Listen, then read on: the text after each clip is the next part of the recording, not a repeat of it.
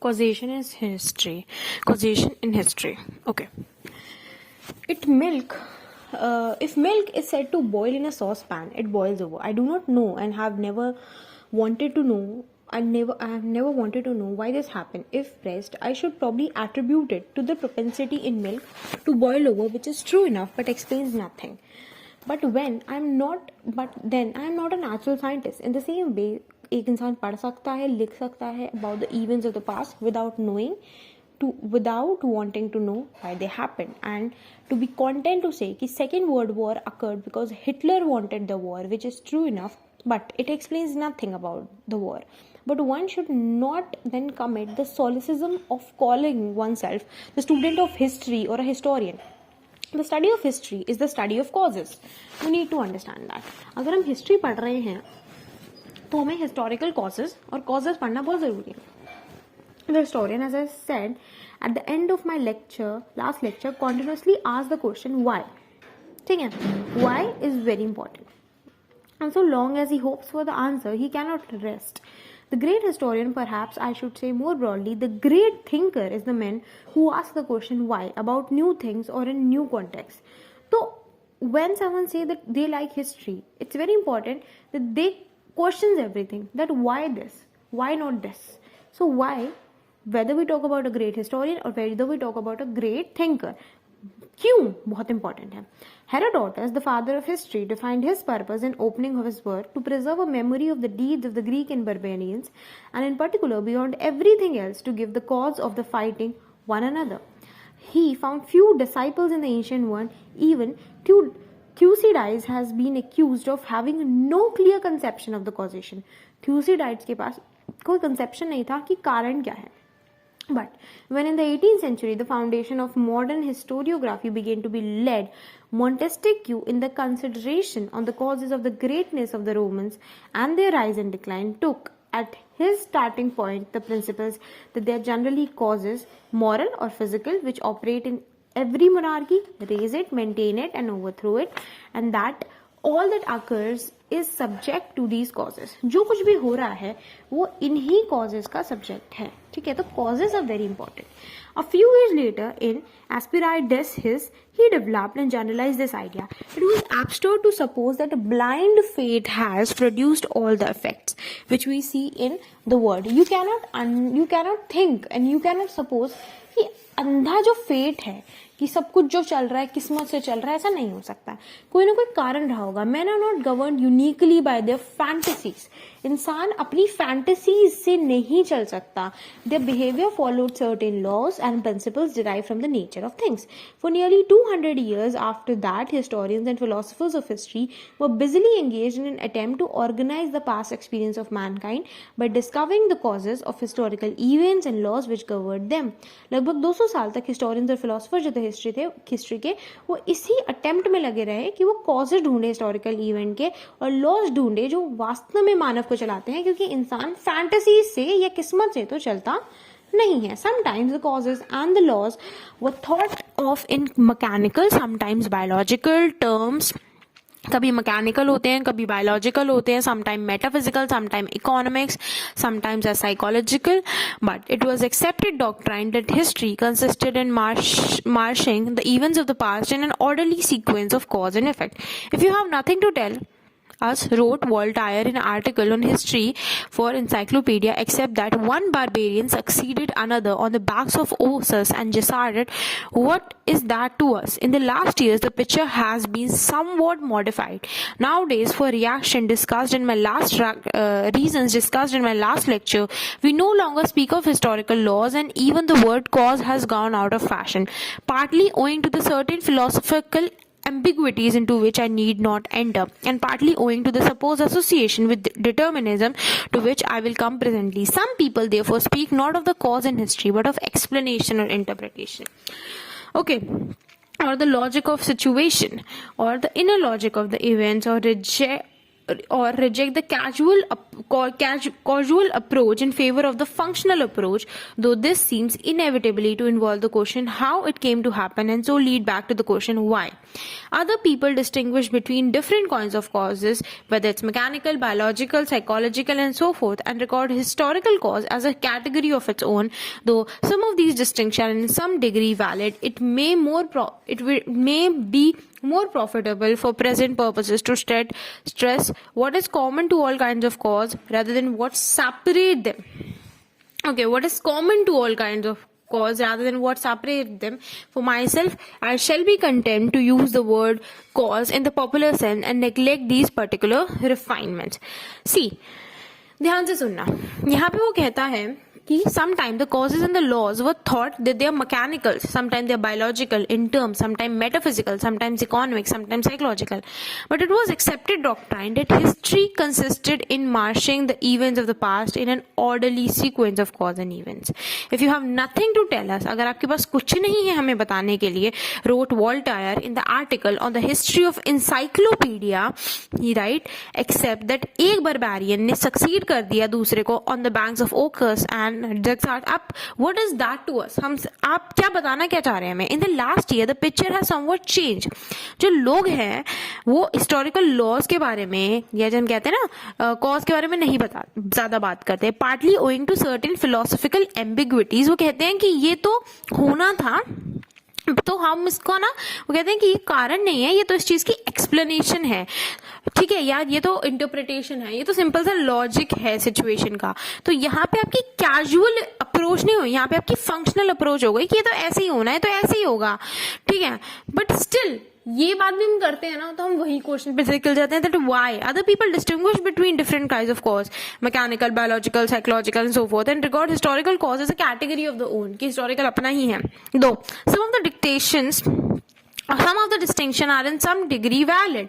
It may be more profitable for present purpose to stress कि इन सब में common क्या है rather than what separate them, कि ये सारे अलग अलग नहीं है, अलग अलग है या नहीं है, ये मत बताओ, ये बता दो इन सब में है कॉमन क्या है.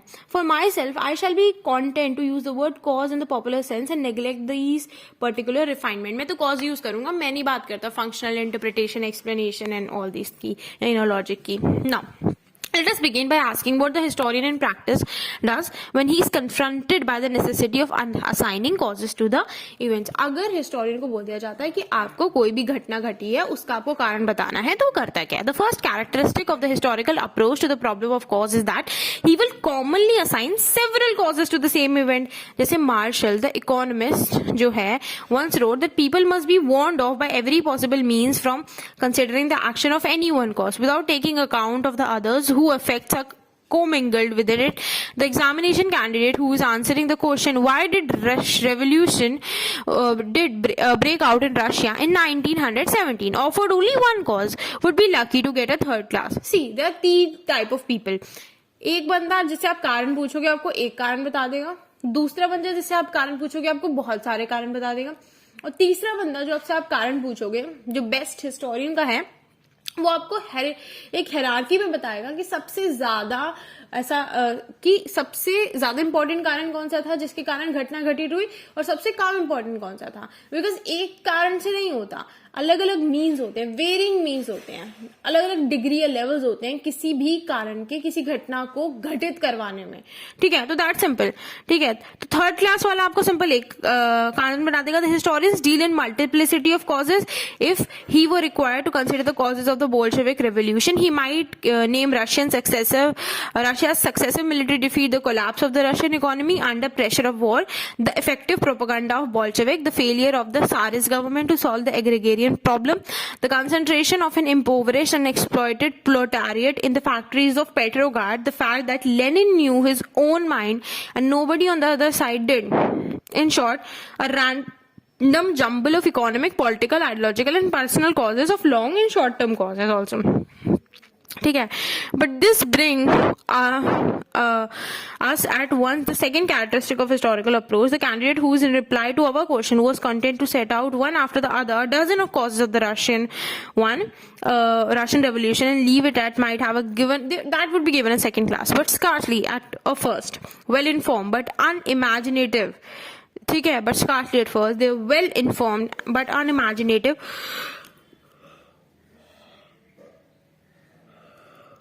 Would probably be the verdicts of the, आपको पता तो जरूर है बट आप इमेजिनेटिव नहीं हो, आप इमेजिन नहीं कर पा रहे कि एक कॉज का ज्यादा इम्पैक्ट है या नहीं. तो आपको वेल इन्फॉर्म तो हुआ but you're imaginative.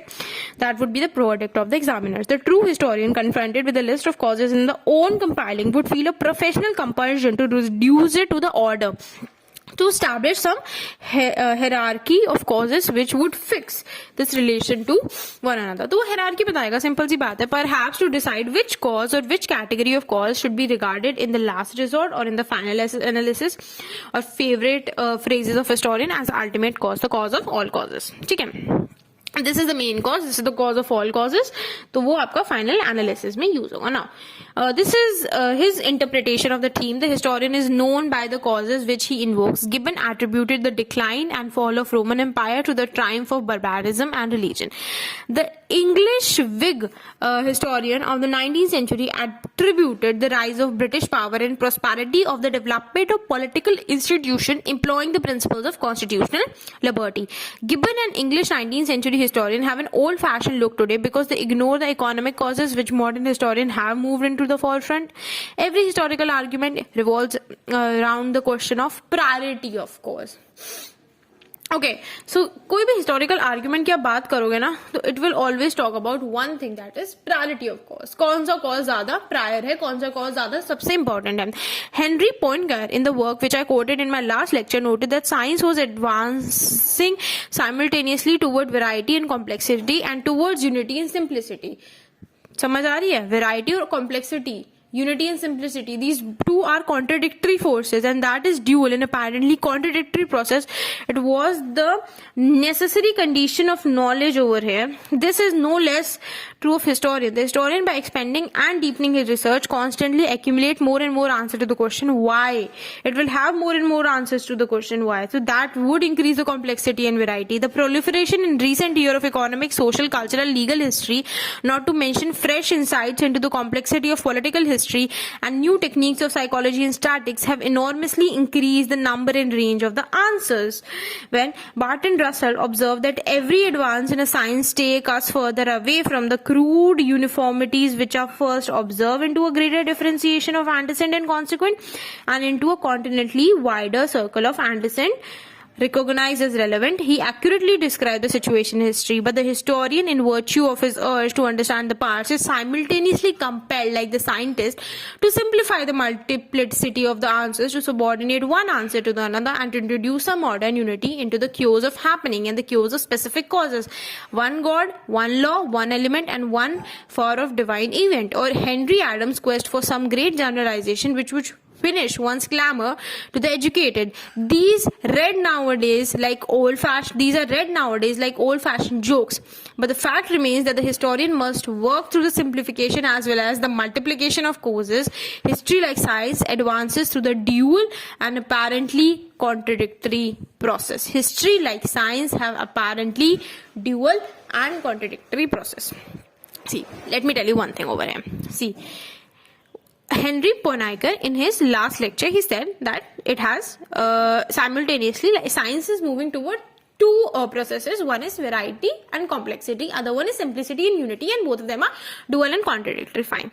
So the historian, by expanding and deepening the research, वो और ज्यादा आंसर्स उसे मिलेंगे और ज्यादा उसे उत्तर मिलेंगे कि क्या कारण है. ठीक है, the proliferation in recent year, काफी सारे history, not to mention fresh insights into complexity of political history and the new technique of psychology and statistics, have enormously increased the number and range of answers. इतनी सारी history है, इतनी सारी चीजें हैं, इतने सारे dimensions हैं, you will get more answers. Okay, but when Barton and Russell observe that every advance in a science takes us farther away from the crude uniformity which are first observed into the greater differentiation of antecedent and consequent and into a continual wider circle of antecedent recognized as relevant. तो basically ये बोल रहे हैं वो कि होता ये है कि जैसे जैसे आप और ज्यादा जाओगे इस चीज में, every advance in a science take us further away from the crude uniformities. जो जैसे जैसे आप एडवांस करोगे तो यूनिफॉर्मिटी से तो दूर हो जाओगे, which are first observe into a greater differentiation. आप डिफरेंशिएट कर पाओगे एंटीसेडेंट और कॉन्सिक्वेंट में कि क्या था, क्या हुआ, तो उसमें पहला हुआ क्या और उसके कारण दूसरी क्या चीज हुई. And into a continentally wider circle of antecedent recognises relevant. तो बड़ा जो सर्कल है एंटीसेडेंट का जिसे हम रिकॉग्नाइज करते हैं रेलेवेंट में. He accurately describe the situation in history, but the historian in virtue of this urge to understand the past is simultaneously compelled like the scientist. जो हिस्टोरियन है साइंटिस्ट की तरह कंपेल्ड है to simplify the multiplicity of the answer, to subordinate. आपको जरूर बताना है कि एक आंसर जो दूसरे आंसर को सबॉर्डिनेट करेगा, ठीक है. And to introduce some order and unity into the cause of happening and the cause of specific causes. One God, one law, one element, and one far of divine event. Or Henry Adams' quest for some great generalization, जो है, which would finish one's caliber to be educated. These are read nowadays like old-fashioned jokes. Fashioned jokes, but the fact remains that historian must work through the simplification as well as through multiplication. ठीक है, समझ आ रही है. Historian जो है वो scientist की तरह, समझ आ रही है कैसे काम करेगा, मल्टीप्लीकेशन और सिंप्लीफिकेशन दोनों पे काम करेगा. At this point I must reluctantly turn aside to deal with two savory red herrings which have been drawn across a path. One labeled that is determinism in history or the wickedness of the Hegel या फिर chance in history जो हम कहते हैं Cleopatra nose. समझ आ रही है. दो आपकी बहुत सिंपल बात है कि एक चीज हुई है तो उसके कारण दूसरी चीज हुई है. ये हम कहते हैं हीगल की wickedness. The real is rational, the rational is real, determinism in history. लेकिन हिस्ट्री में चांस से कोई चीज हो गई, एक्सीडेंटली कोई चीज हो गई, तो हम कहते हैं क्लियोपेट्रा की नाक. समझ आ रही है. अब ध्यान से सुनना. First I may say a word or two about how they come to hear. Professor Karl Popper, who is in 1930s in Vienna, wrote a weightedly work on the new look in science. Okay, published in English during the war.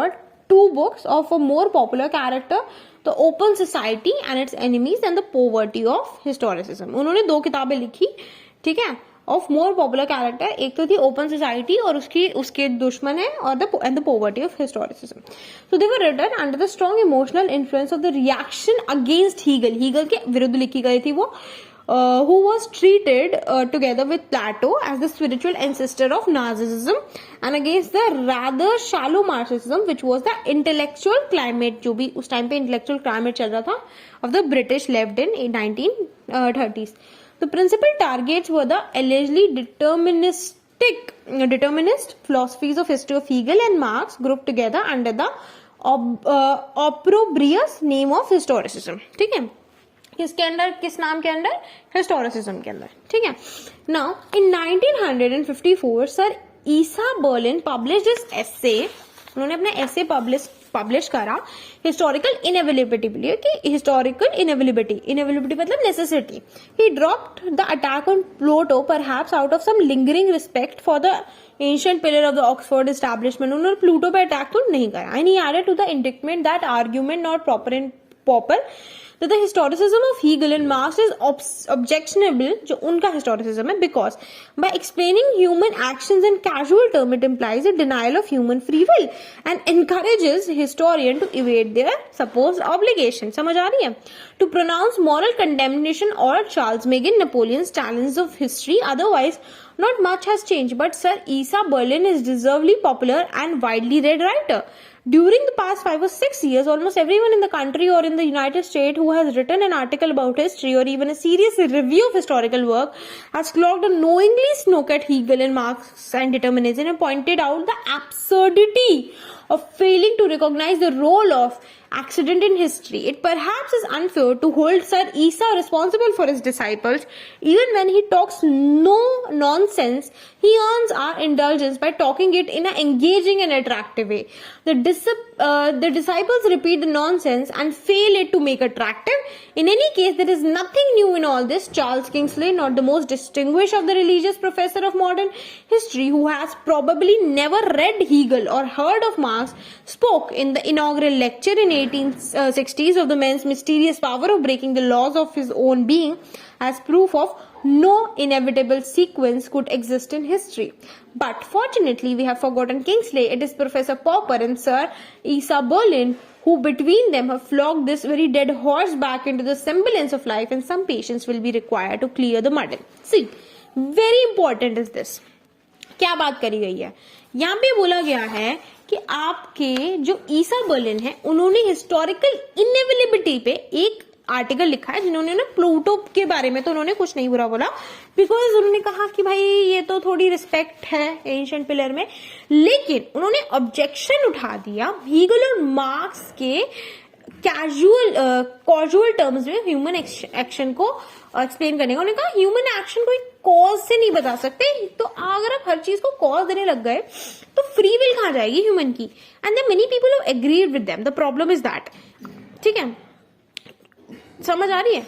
तो otherwise not much has change. जो ये है east Berlin है, इन्होंने ये काफी popular है और वाइड राइटर है उस टाइम पे। 5 से 6 ईयर में हर इंसान ने यूएस में जिन्होंने कुछ एक आर्टिकल भी लिखा होगा हिस्ट्री पे या रिव्यू भी करा होगा किसी का, उन्हें पता है हीगल और मार्क्स के और उसकी डिटर्मिनिज्म के बारे में, और उन्होंने क्या कह सकते हैं एंड पॉइंटेड आउट उसकी एब्सर्डिटी वो बता चुके हैं, क्योंकि उनके हिसाब से हिस्ट्री में एक्सीडेंट्स का बहुत बड़ा रोल है। Wow, see it is perhaps unfair कि आप सर ईसा को उनके डिसाइपल्स के लिए कि वो मान रहे उसके लिए होल्ड करें। क्यों? क्योंकि वो बोलते तो बड़े नॉनसेंस बात है कि कारण से नहीं वो एक्सीडेंटली हो गया, बट वो काफी अट्रैक्टिव और एंगेजिंग वे में बोलते हैं। डिसाइपल्स वो भी नॉनसेंस बोलते हैं, बट वो उस अट्रैक्टिव वे में नहीं बोलते नॉनसेंस। समझ आ रही है? They fail to make it attractive. So in any case, there is nothing new in all this. Charles Kingsley, not the most distinguished of our religious professor of modern history, but probably never read Hegel or heard of Marx, spoke in the inaugural lecture in 1860s of man's mysterious power of breaking the laws of his own being as proof that no inevitable sequence could exist in history. But unfortunately, we have forgotten Kingsley. It is Professor Popper and Sir Isa Berlin who between them had flogged this very dead horse back into the semblance of life, and some patience will be required to clear up the muddle. First, then let me take determinism, which I will define. I hope uncontroversially as the belief that everything that happened, simple सी बात है, uncontroversially ही से जो हुआ है उसका कोई कारण है या बहुत सारे कारण है, and could have happened differently unless something in the cause of causes वो डिफरेंट होता तो वो भी नहीं होता, कुछ अलग होता। तो सिंपल सी बात है, determinism is a problem not of history, but तो सारे ही ह्यूमन बिहेवियर की प्रॉब्लम आनी गई है। The human being whose actions have no cause are therefore undetermined as much an abstraction into the individual outside society, whom we have discussed in a previous lecture. Professor Popper's उनका जो assertion है that everything is possible in human affair is या तो वो meaningless है या बिल्कुल ही गलत है। ये पॉपर भी यही कहते हैं, आपके बर्लिन भी यही कह रहे हैं, ठीक है? तो वही बात हो गई है। It's very important that we understand this thing. आगे, nobody in ordinary life believes or can believe this. The axiom that everything has a cause is a condition of our capacity to understand what is going on around us, कि हमारे आसपास चल क्या रहा है। समझ आ रही है? The nightmare quality of Kafka's novel, जो नाइटमेयर क्वालिटी है काफ्का नॉवल की, वही है वो इसी फैक्ट में that nothing that happens is any apparent cause, कुछ भी उसका कोई कारण ही नहीं है, और any cause that can be, या फिर आप उसका कोई भी कारण दे सकते हो। This led to the total disintegration of the human personality. तो इसके कारण जो आपकी ह्यूमन पर्सनालिटी है उसका टोटल ही पतन हो रहा है, which is based on the assumption that events have causes and that enough of these causes are answerable to build up the human mind a pattern of past and present sufficiently coherent to serve as a guide of action. Everyday life would be possible unless one assumed impossible unless one assumed that human behavior was determined causes which are principle as trainable. कोई भी कारण दे तो किसी भी घटना के होने का, दैट्स नॉट द वे ना. तो ये वो कहते हैं कि कोई कारण नहीं है या फिर कोई भी कारण दे सकते हो. Once upon a time, some people thought it blasphemous to inquire into the causes of natural phenomena. समझ आ रही है? कुछ लोगों को ऐसा लगता है blasphemous, since they were obviously governed by the divine will. Sir Berlin objection to explaining why human beings acted as they did on the ground that these actions are governed by the human will belongs to the same order of ideas, and perhaps indicate that the social sciences are in the same stage of development today as they were natural sciences when this kind of argument was directed against them. Let us see how we handle this problem in everyday life. As you go about your daily affairs, you are in the habit of meeting Smith.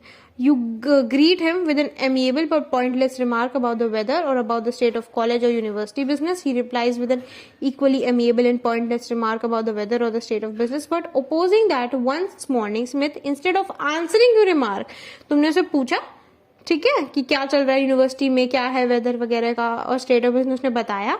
उसी तरीके से pointless remark जो भी देते हो तुम business वगैरह का, उसने बताया. बट एक बार तुमने उसे पूछा, उसने तुम्हारा रिमार्क आंसर करने की जगह were to break into a violent tirade against your personal appearance और कैरेक्टर के बारे में बोलने लग गया. Would you shrug your shoulder and treat them कि ये तो कन्विंसिंग डेमोन्स्ट्रेशन है, फ्रीडम है स्मिथ की विल की, ये तो नहीं बोलोगे ना तुम.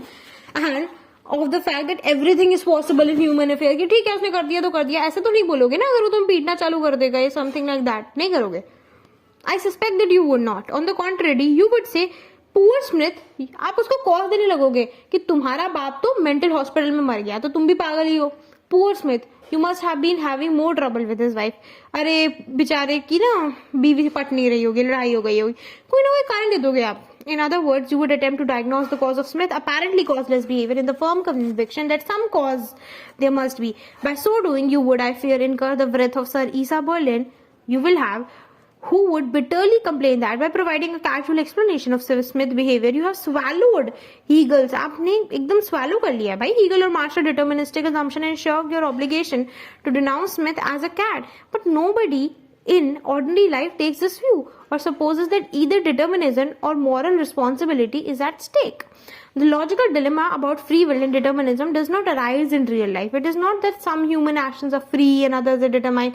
The fact is that all human actions, they are also free and they are also determined. ठीक है, समझ आ रही है?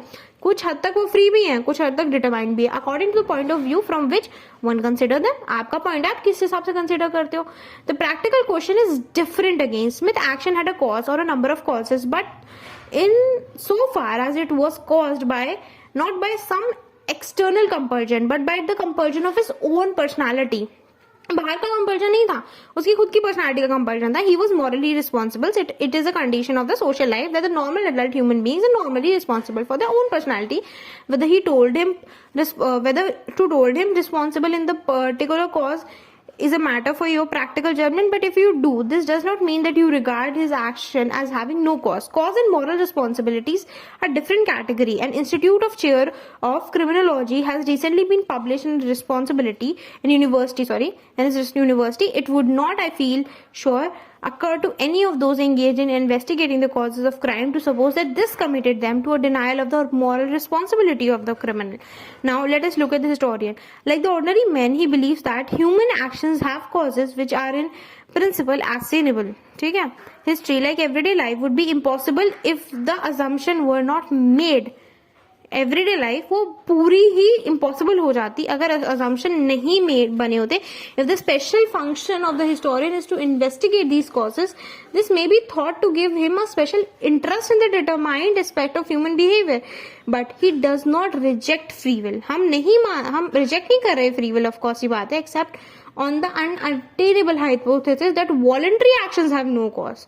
ये नहीं हो सकता, वॉलंटरी एक्शंस का कोई कारण है. Nor is he troubled by the question of inevitability. Historians like other people sometimes fall into the rhetorical language and speak of an occurrence as inevitable. ये तो होना ही तय था, कुछ भी होता, when they mean merely that conjunction of factor leading one to accept it was overwhelmingly very strong. Recently searched my own history for the offending work and cannot give myself an entirely clean bill of health. In one passage I wrote, after the revolution in 1970, a clash between the Bolshevik and the Orthodox Church was inevitable.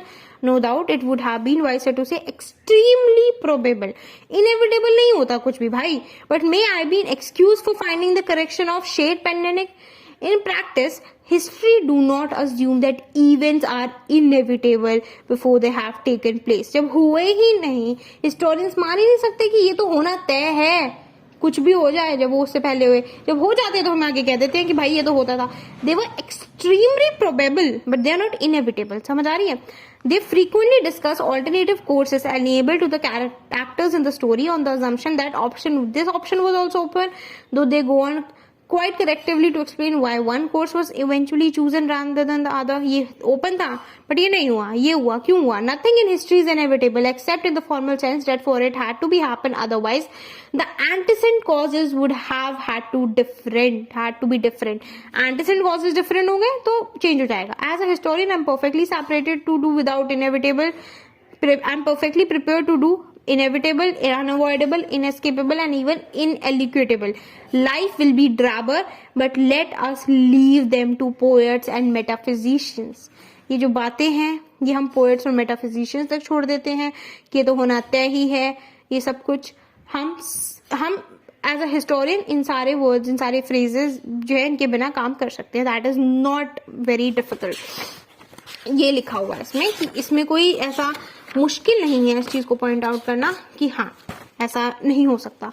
So barren and pointless does this charge of inevitability appear, and so great the vehemence with which it has been pursued in recent years, that I think we must look for the hidden motives behind it. Its principal sources, I suspect, that I may call the might have been school of thought, or rather of emotion. It attaches itself almost exclusively to a contemporary history. Last term here in Cambridge, I saw a talk to some society advertised under the title "Was the Russian Revolution Inevitable?" एक मतलब इसी नाम से थी. And I'm sure it was intended as perfectly a very serious talk, but if you had seen a talk advertised as "Were the Wars of Roses Inevitable?" so you would make some kind of joke. Russian Revolution inevitable, you can say, but जो wars जो थी वो नहीं हो सकती भाई. The historian writes of the Norman Conquest or the American War of Independence as if what happened was in fact bound to happen, as if it was his business simply to explain what happened and why. Nobody causes him of being a determinist and failing to discuss the alternative possibility that William the Conqueror or the American insurgent might have been defeated. When, however, I write about Russian Revolution in 1970, precisely this way, the only proper way to a historian, I find myself under attack from my critiques for having by implication depicted that nobody as something that was bound to happen and failed to examine all the other things that might have happened. Suppose it is said that Stolypin had time to correct his agrarian reform, or that Russia had not gone to war, perhaps the revolution would not have occurred. Or suppose that Kerensky government had made good and that the leadership of the revolution had been assumed by the Menshevik or the social revolutionary instead of the Bolshevik. These propositions are theoretically conceivable. One can always play a parlor game with the might have beens of history, but they have nothing to do with the determinism, for the determinist will only reply that for these things to have happened, the causes would also have to be different, nor have they anything to do with the history. The point is that today nobody seriously wishes to reverse the results of the Norman Conquest or of the American independence, or to express a passionate protest against these events, and nobody objects when the historian treats them as a closure chapter. But plenty of people who have suffered directly or vicariously from the result of Bolshevik victory or still fear its remoter consequences desire to register their protest against it, and this takes the form when they read history of letting the imagination run riot on all the more agreeable things that might have happened, or of being indignant with the historian who goes on quietly with his job of explaining what did happen and why their agreeable wish dreams remain unfulfilled. The trouble about contemporary history is that People remember the things when all the options were still open and find it difficult to